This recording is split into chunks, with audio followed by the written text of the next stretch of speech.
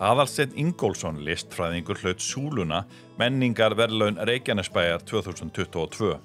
Verðlaunin eru veitt þeim sem stutt hafa vel við menningarlíf sveitafélagsins og var þetta í 27. sinn sem Súlan var afhent. Verðlaunin fær Aðalsteinn fyrir framlag sitt til uppbyggingar og eflingar listasafns Reykjanesbæjar. Verðlaunagreipurinn er silfursúla eftir keppvísku listakonuna Elísabetu Ásberg. Á síðastliðnum 19 árum hefur Aðalsteinn sett upp í það minnsta 36 myndlistasýningar hjá listasafni Reykjanesbæjar, ásamt því að setja í listráði safnsins allt til ársins 2020.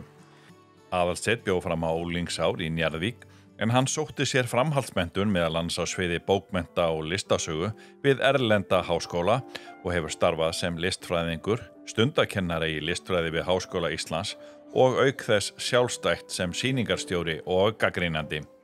Þá hefur Aðalsteinn ritað mikið myndlist en nýjasta bók hans heitir Þingvellir í íslenskri myndlist.